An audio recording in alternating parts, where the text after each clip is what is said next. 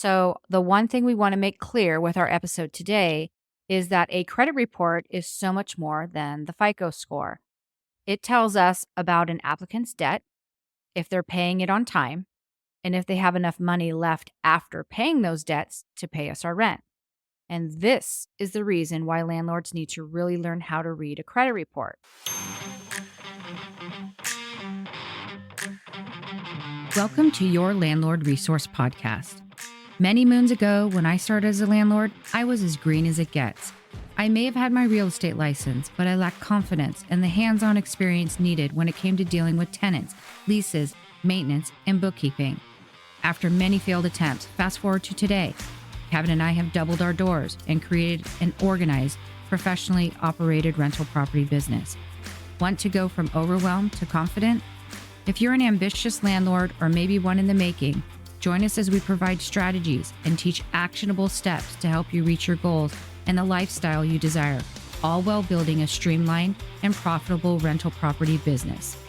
This is your Landlord Resource Podcast. Well, hey there, landlords. This is Stacy, and I'm sitting here with my trusty sidekick, Kevin. Hello there, everyone. So, the last couple episodes have been focused on leaving your 9 to 5 to work full time on your rental properties, and then how to retire using the income from your rental income earned. This week, we're getting back to the basics and talking about how to read a credit report when you're vetting a potential tenant. So, private credit reporting agencies collect and sell credit files and other information about consumers. And many landlords find it essential to check a prospective tenant's credit history with at least one credit reporting agency to see how responsibly the applicant manages their money. And we are among those who think that this is important, and we're here to talk about the process a little bit today. So many years ago, I would run credit reports on applicants and only pay attention to the FICO score. And we had stated in our criteria that applicants must have a credit score of 725 or higher to apply for one of our rentals. If the credit report popped back with that number or higher, I would just automatically move them on to the continue with the background check pile. Little did I know that I was setting our company up for problems by not investigating further into their financial background and evaluating what else was on that applicant's credit report. And I learned really quickly that knowing how to read an applicant's credit report is a lot more than just that FICO score. And those are the items that we're here to discuss today. Yeah, that's right. A credit report contains a goldmine of information for a prospective landlord. You can find out stuff like if a particular person has ever filed for bankruptcy or has been late or delinquent in paying rents or bills, including student loans or car loans, or involved in another type of lawsuit, such as a personal injury claim, or if they are financially active enough to even establish a credit history. So let's first talk about that FICO score Stacy mentioned and how it's generated. The FICO score is the most commonly used method to determine an applicant's credit worthiness, and the scores range from 300 to 850. The score suggests the risk that an applicant will default on rent payments, with a high score indicating less risk. And generally, any score over 650 is considered medium risk or less. There are 5 areas of one's financial background that contribute to a FICO score. Okay, so first is payment history.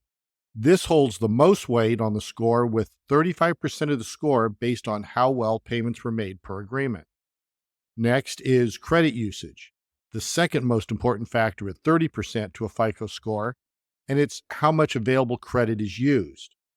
Length of credit is 15% of a FICO score, and it's generated from how long you've had established credit for each line of credit or the age of open accounts. Next, you have credit inquiries. That is 10% of the score, and that measures how many hard credit inquiries or new accounts have been opened.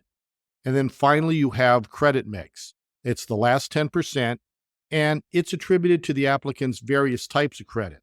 The more diverse, the better in this case. Now, the information not included in a credit score would be such items as income. Where some reports will give estimates, it's essential to get copies of the applicant's pay stubs. The next item not on a credit score is employer information. You want to always confirm employment with human resources. You also rarely see credit information on their monthly rental payments. Like I said, it is rare, but we've been seeing more of it. This relatively new service is one that few landlords are offering to their tenants. The tenants must opt in for their landlord to report timely rent payments to credit agencies. And it's actually a good opportunity for those with little credit to help build their score and financial background. It also helps the applicant and any new landlord when they apply to be a tenant in a new home. When we can see their rent payments have been on time, it takes a lot of pressure off if knowing the current landlord is being honest with their referral or not. Yeah, let me jump in here and express that if any of you are low income, Section 8, or student housing landlords, you should be offering rent reporting as a service to your tenants. We've had student housing for many years and use rent reporters for our service. They are free for the landlord and really easy for tenants to use and set up. So we will link them in the show notes so you can check them out. Yeah, the kids got off to a great start on their credit, and it really helped them when they had to transition into actual rentals after graduation and not student housing. Okay, evictions, civil judgments, and tax liens are never on a credit report. In 2017, the big three credit reporting agencies settled a lawsuit requiring credit reports no longer include evictions, forcible detainer, and unlawful detainer judgments like civil judgments. It was deemed these items do not contribute towards credit. However, you can add this nationwide search onto most credit reports purchased for a fee. Credit reports will not include tenants currently undergoing eviction due to the timing. This is the reason why you must speak with the last two landlords or property managers listed on the application. Because the current landlord may want to get the tenant out and choose to tell you how great they are so you can take their problems off their hands. Loan deferrals are never included due to the CARES Act. Credit reports include all loans, but it is up to the applicant to provide proof of this if deferred. Check writing history is hit or miss on credit reports. Usually, if a tenant writes many bad checks to stores, you will not know. However, if they bounce checks to credit cards, car loans, etc., you'll know by looking at the payment section for each vendor, as the payments would be posted as late. A few credit reporting companies do include check writing as a separate report. We will let you know which companies we use and offers this service in a moment. Now, lastly, bank balances will not be included in credit reports. Where this information is essential for your financial background check, the applicant must provide bank balance verification to you. Can they be altered? Absolutely. But you can cross-check what is on the bank statement to what is on the credit report. For example, are there $350 car payments made on time? Deductions for all debts on the credit report should be found on the bank statement. Income or direct deposit once a month or every other week, you should find that on their bank statements too. So, the one thing we want to make clear with our episode today is that a credit report is so much more than the FICO score. It tells us about an applicant's debt, if they're paying it on time, and if they have enough money left after paying those debts to pay us our rent. And this is the reason why landlords need to really learn how to read a credit report, because you don't want to put too much stock into that FICO score alone. You still need to do a thorough background check to see about their other characteristics, like their ability to get along with neighbors or take care of your property. But I digress. So, now that you have some background information on how the FICO score is determined, let's talk about items landlords should be paying attention to when reading a credit report. It's important to know if they have a high level of debt or not. Focus on their account balances and the monthly payments. A good credit score can mean that they pay their debts on time, but it does not mean that they have enough money left at the end of the month to afford their rent. The higher the debt, the lower the income that's available to pay you. Usually, all credit reports will have a credit summary, and this is the easiest way to get an overall view of their monthly credit available and debts that are owed. The total balance equals mortgages, revolving credit, and installment payments. The monthly payment equals the total amount of all minimum payments due to creditors each month in order for them to stay current. So it's also important to look at late payments. This area of the credit report can include not only late payments, but also collections, charge offs, repossessions, foreclosures, and bankruptcy. Below each creditor, you're going to see a 30/60/90 to show off if there's been any late payments in the last 90 days. The monthly bar at the bottom of each creditor shows how many payments they've made on time in the previous 1 to 2 years. And you like to see this as all green months. You're looking for unresolved negative trends, basically. Maybe last year there were several late pay items, but they've been on time this whole entire year. It's worth asking the applicant why for clarification.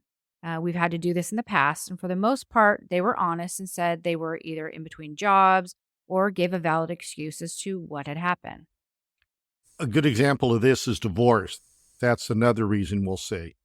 Many people with joint credit accounts are told by their lawyers to not pay off any debt and wait to see after the settlement who pays what.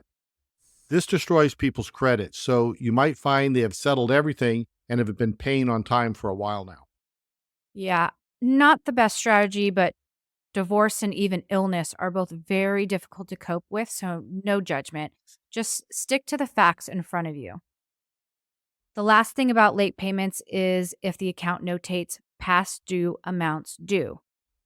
It is already getting to be sent to collections, which is a liability. And again, ask for clarification if there is only one negative mark on the report.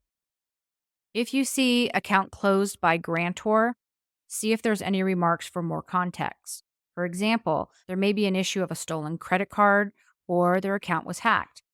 And also, they may not have used the line of credit for many years and the account went dormant, so the company just closed it.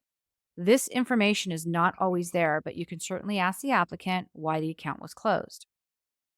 And sometimes you'll see the word collections. Look at what type of collection it is. Medical used to be quite common, but those are no longer allowed to be included on the credit report. The most crucial collection accounts are credit cards, utilities, or by a property owner. Always research the creditor's name to see who it is they owe. A rental property owner or property manager could mean an unpaid judgment or damages that had exceeded the security deposit retained. Look for when the collection was assigned. Again, the farther back it is, the less impact it'll have on the report. The current status is significant to note. If it states paid, it shows the applicant is responsible and paid their debt. Unpaid can mean differently, but it's best to check with the applicant to see why it wasn't paid. Now, this next one is important. When you see profit/loss charge-offs, the recent balance is the most important part to note here. A charge-off is when an account goes into collection, and after many failed attempts, the company just gives up and writes the amount off as bad debt. This charge-off will stay on a credit report for 7 years and damages the FICO score. Take a minute to look at the remarks, past due amount, latest activity, and most importantly, the recent balance. The current balance is the most important to note as it is the total amount, which is balance plus late fees, that is being written off. The next one we don't see too often, or actually barely at all, and that's repossessions. They can also be known as reformations. Typically, repossessions apply to autos, but can also be to a boat or a motorhome, something like that. Payment status usually states UKN, which means unknown. Once an asset has been repossessed, the credit bureau removes the payment status.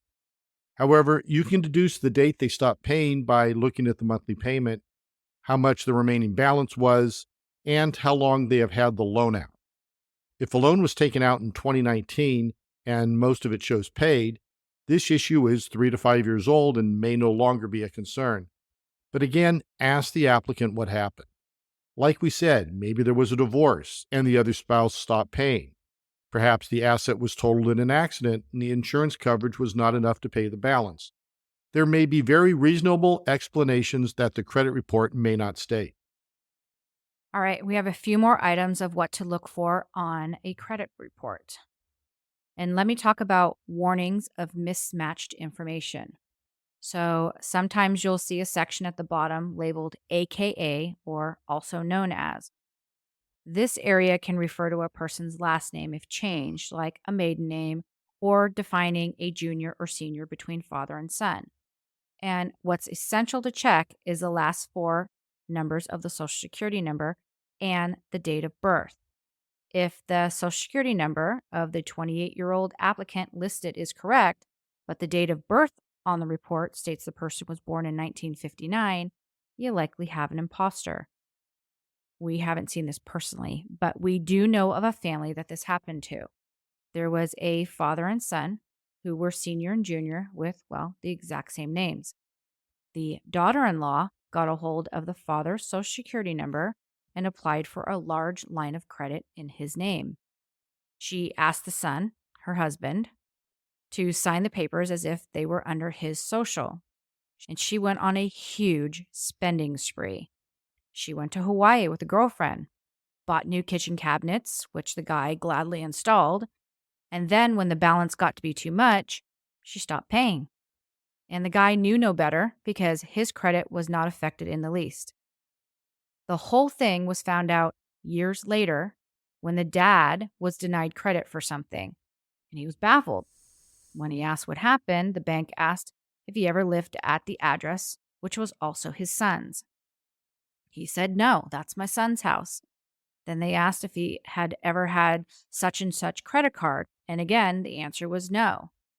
They asked if he'd been to Hawaii and had he rented a Ford Mustang. Again, no. And had he purchased a full kitchen worth of cabinets?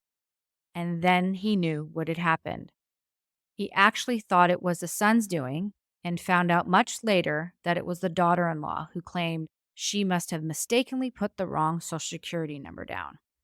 Uh huh. There are some really crappy people in this world. So that's our story on why to pay close attention to birth dates on a credit report. This area of the credit report is not always a red flag, but more a heads up to pay attention. If you're concerned about the Social Security number, you can verify it by requesting a copy of their most current W-2 or tax return. There are also companies online that you can pay for their service to verify a Social Security number. Honestly, if you get to this point, you should be asking yourself if this tenant is the best fit for your rental. Okay, now let's talk bankruptcy. There are two forms of bankruptcy, Chapter 7 and Chapter 13. Let's discuss the differences.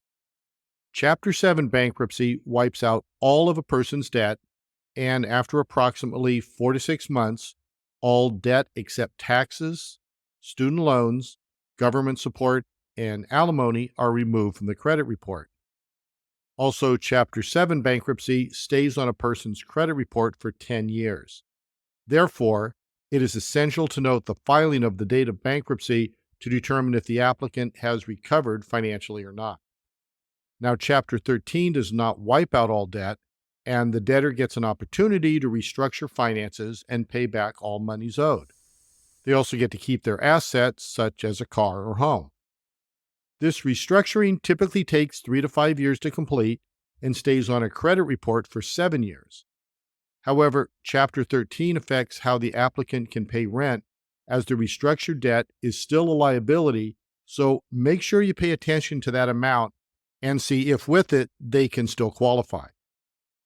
Now, speaking of qualifying, one of our criteria is an applicant must have a minimum 2.5 times net income to rent ratio, meaning not using the gross amount before all taxes and deductions are removed. The net amount they take home is what you want to look at. This amount should allow for enough money to pay rent, utilities, and whatever their debt is while still leaving enough for basics like food. Okay, the last item on a credit report to pay attention to is inquiries. The significant area here will show how many lines of credit the applicant has applied for in recent months. Credit checks by landlords are soft pulls and are not typically included in inquiries. Usually, this would be for auto loans, credit cards, etc. And the number of inquiries will affect their FICO score under the new credit section. And we know that one for sure because a couple months ago, we put in for a new credit card and Kevin put it in his name.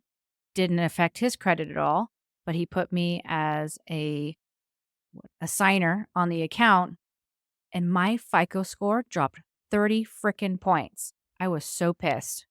So that's what inquiries will do to your credit score. Do they know what you do with that credit card on Amazon?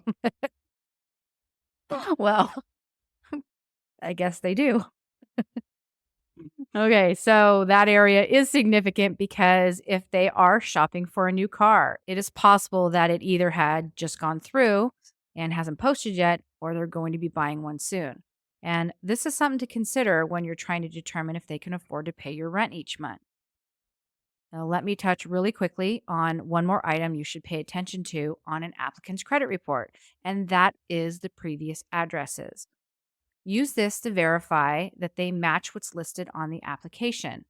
They should match those listed in theory, but this is not often the case. Unless the applicant formally changed their address with their creditors to a new address every time they move, they may not be noted on a credit report. For instance, a college student likely has their credit card registered to their home address, but they will list their previous address and landlord for verification. If you cannot determine how the address matches up to the applicant, ask them because there is likely a reasonable explanation. All right, now I want to move on to our thoughts on allowing an applicant to provide their own credit report. And for us, that is a big no way. We do understand there are states that require landlords accept them. And if you live in a state, say like New York, where landlords have to accept a credit report from the applicant when provided, just smile, say thank you, and then go run your own credit report and pay for it yourself. It is way too easy for sketchy applicants to alter documents these days. Can they modify all requested documents? They sure can. If you run your own report, you'll be able to verify the date of birth. You'll also be able to compare it to the application they provided. Hopefully, it'll all pan out, but personally, we are leery when applicants provide their own credit reports. They still have to pay an application fee, so just use those funds to run your own report. But that's just what we do. Also, accepting or using Credit Karma reports is not a great idea. They use a different model to create their credit score, and it's often not very accurate. Its credit score number is typically higher for the holder. So, FICO and Vantage scores are stricter and they're designed specifically for housing. They're often lower than the applicant believes because of this strictness. Yeah, so Stacy and I have been running our own credit reports for over 15 years now. When we first started, we were members of our local apartment association, and we had a link through them that we could use to run credit reports. Another business bought out that linked company, and somehow we landed upon Tenant Alert. And where we are not ones for change, but this was one of the best business transitions we made as landlords. Here's what we love about using Tenant Alert. Their reports are instant. We can pay for the reports ourselves or have the applicant pay by sending them a link to pay, and then we get the report. They have all reports available to add on to our general credit report. For example, we like to add on nationwide criminal and eviction searches. We can integrate the report into our application online and our website. They include bad check analysis and identity red flags, which most credit agencies do not offer.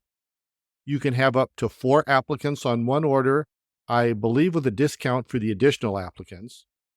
They provide a scoring system based on all the items in the report, which tells you if the applicant is financially a safe bet for you. We love this part. Their reports are easy to read and formulated with summaries to make it quick to look at monthly debt and determine if their income to debt ratio is too high to cover your asking rent. And they offer a lease guarantee insurance policy you can purchase. The minimum cost is very reasonable. Yeah, the thing is, Tenant Alert was created just for landlords, and their prices are very reasonable. I think we pay $17 for the base report, and their customer service is really easy to contact with any questions or concerns. They also offer reports for employees, so if you're looking to hire a manager to work one of your multifamily complexes, you can use their employee background service. There are many more services offered, from online applications to document storage. And we often have free offers to use other sources to process credit reports, but we like the way Tenant Alert is set up to order and access reports. But if you're a member of a rental association and they offer a couple of free credit reports with their membership, then go for it. Most landlord software, like Turbo Tenant, offer options for tenants to complete an application online, pay for the credit report, and have the info sent directly to you as well. Tenant Alert has a PDF on all the services they offer, so we're going to link that and links to register for a free account in the show notes. And we'll also go ahead and link Turbo Tenant as well so you can check them out. So now that we have talked about the credit report and all that that entails, let's talk a little about what information you need to make sure is on your tenant application so that you can collect the proper information and compare it to the credit report. You'll need the prospective tenant's name, address, birth date, driver's license number, and social security number, or ITIN, which is individual taxpayer identification number. Often you'll be able to collect the last three addresses of the prospect, which allows you to check for accuracy on the credit report. There should also be places for them to enter if they receive or pay any judgments, like to another landlord or child support, as well as a place for them to enter any criminal issues as well. There should be a place for the applicant to consent to all background checks you complete, including ordering the credit report. The application is also the place for applicants to authorize you to run a credit report. If you are charging an application fee, you might also want to include a page for a receipt of that payment received and what it will cover. And I believe, not 100% sure, but I think it is a law that if the tenant wants a copy of their credit report, you have to provide that to them regardless of who paid. I know in California, we have to provide them a copy if they ask for it, but I'm not sure about other states though. Okay. Well, I do know that if you deny renting to someone because of negative information in a credit report, or you charge someone a higher rent because of such information, you must give the prospective tenant the name and address of the agency that reported the negative information, or provide them with the report so they can see why you came to that conclusion. This is a requirement of the Federal Fair Credit Reporting Act. You must also tell the person that he has a right to obtain a copy of the file from the agency that reported the negative information by requesting it within 60 days of being told that your rejection was based on the individual's credit report. The Federal Trade Commission's website offers helpful tips on how landlords can use consumer reports. We'll link them in the show notes so you can read them over. And keep in mind, it is illegal to charge a credit check fee if you do not use it for the stated purpose and pocket the money instead.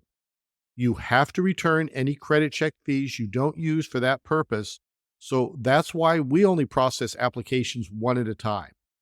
Be sure prospective tenants know the amount and purpose of a credit check fee and understand that this fee is not a holding deposit and does not guarantee the rental unit. So let me clarify really quickly. An application fee, at least in the state of California, you have to define how much of that entire fee is going to what. So we'll state that X amount of dollars goes to the credit screening fee, and the rest of it is a fee that we charge for processing the application. So that is what Kevin is talking about when he says not processing all the applications at one time, because if you're going to take the first person, you have to return all the funds that you took for processing of the other applicants that were not accepted. All right, we're almost done, and then we're going to wrap this up. I want to remind everyone about discrimination and legal issues that come with pulling credit reports.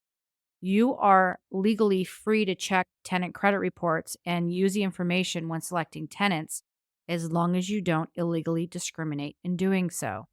For example, if you only request credit reports from certain tenants or by arbitrarily setting tougher standards, such as a stellar credit record for renting to a tenant who is a member of a racial or ethnic minority or other protected class, you can't do that.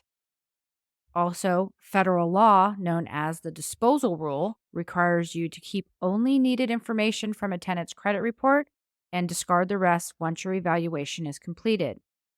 And the last thing we want to remind you of is having your criteria and standards set and written for all to access. And this goes back to having solid standard operating procedures like we discussed in episode 6. Set your acceptance criteria so no one can come back and claim discrimination or say you favored someone else's application over their own. You must be able to quantitatively justify why you pick one application over another, which is also why we suggest you follow the rule of first completed application received is processed, and any other apps that come in following have to wait. All right, so that is our show for today. We covered a little bit more than just how to read a credit report, but you know us, we get a little bit chatty. Thank you so much for tuning in and listening to all we have to say. We are beyond grateful that you take the time out of your busy day to listen. If you love what you hear, would you do us a huge favor and leave us a kind review so that we can continue to reach other rental property owners? We really need other listeners to know how our podcast has helped you and what you love about listening to us each week. You can find a link in the show notes for your review. And while you're at it, would you also follow or subscribe on your favorite podcast platform? Your downloads each week allow us to grow and reach other rental property investors. And lastly, we would love to connect with you. We have a great newsletter. It's free, and it has all kinds of tips and articles for rental property owners that you can sign up for. We will link it in the show notes, along with links to our private Facebook group and social media sites. And until next time, you've got this, landlords.